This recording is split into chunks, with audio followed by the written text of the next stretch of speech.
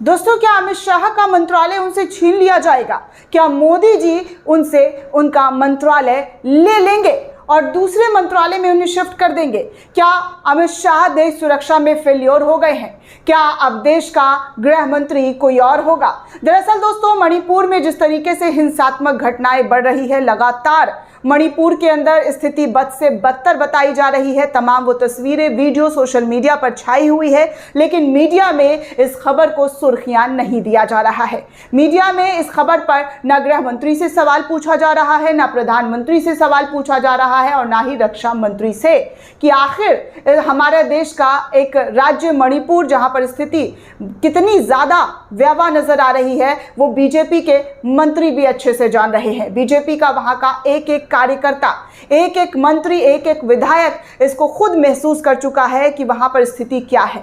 क्योंकि आपने भी देखा है दोस्तों, हमने वो खबर आपको बताई है कि मणिपुर में केंद्रीय मंत्री का घर फूंक दिया गया, विधायकों के घर जला दिए गए, उनके गाड़ी मकान तोड़ दिए गए, बीजेपी दफ्तर को जला दिया गया, आग के हवाले कर दिया गया। और ऐसे में अमित शाह की तरफ से, बीजेपी की तरफ से यहाँ पर कुछ भी, जी हाँ, कुछ भी एक्शन लेता हुआ कोई नजर नहीं आ रहा है।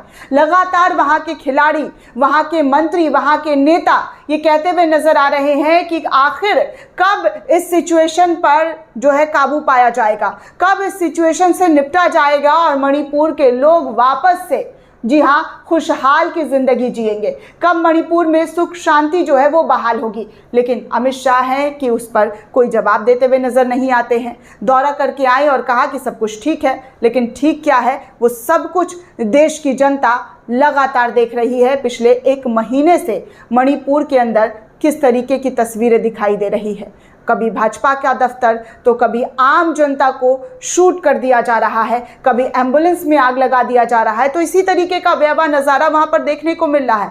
लेकिन अफसोस की बात दोस्तों, देश की जो सिक्योरिटी, जो सुरक्षा प्रदान किया गया है, उस सुरक्षा में अमित शाह पर लगातार सवाल उठ रहा है। वहाँ की गठबंधन वाली सरकार भी यही कह रही है कि अगर यहाँ पर सिचुएशन सब कुछ सही नहीं हुआ तो वो भाजपा से अपना गठबंधन तोड़ करके अलग राह पर निकल जाएगी। ना गठबंधन दोस्तों टूटने की बात तो बात की बात है, लेकिन जो सिचुएशन है अगर उसको आप सही नहीं कर पा रहे हैं, सुधार नहीं पा रहे हैं, तो ऐसे में एक आपकी जिम्मेदारी होती है दोस्तों कि आप अपना कर्तव्य निभाते हुए सुरक्षा जो है वो आप प्रदान नहीं कर पा रहे हैं तो किसी ऐसे मंत्री को बैठाया जाए, किसी ऐसे मंत्री को जिम्मेदारी दी जाए जो वहाँ पर स्थिति कंट्रोल कर सके, जो वहाँ की जिम्मेदारी पूरी तरीके से बाखूबी निभा सके।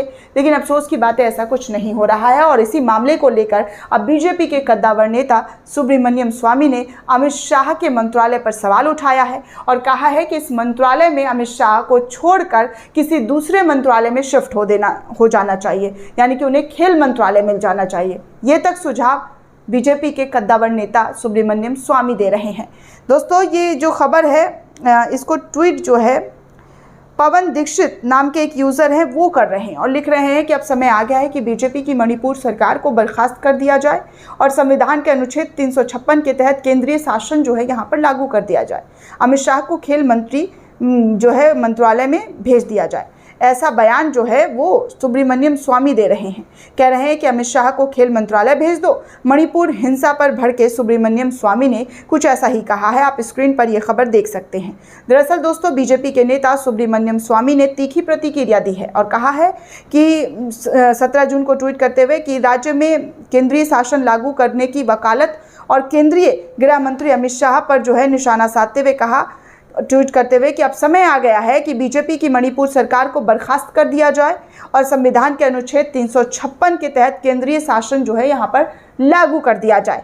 अमित शाह जो है वो खेल मंत्रालय में उनको भेज दिया जाए और वो खेल मंत्रालय में ही सही रहेंगे, क्योंकि यहाँ पर तो वो देश सुरक्षा जो है वो सही से वो कर ही नहीं पा रहे हैं।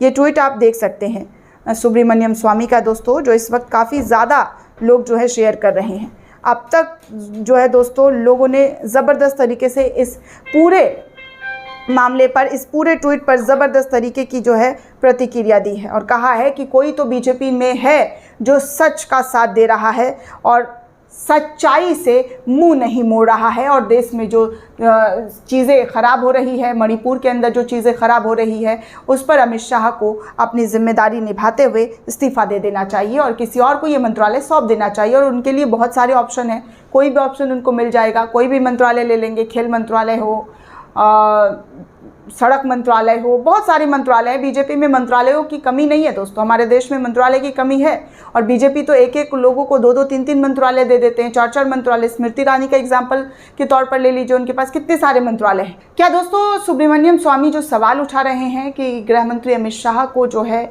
दूसरा मंत्रालय दे देना चाहिए, उस पर आप क्या सोचते हैं? आपकी क्या प्रतिक्रिया हमें कमेंट करके ज़रूर बताइएगा। साथ ही साथ चैनल को सब्सक्राइब करना बिल्कुल भी ना भूलें।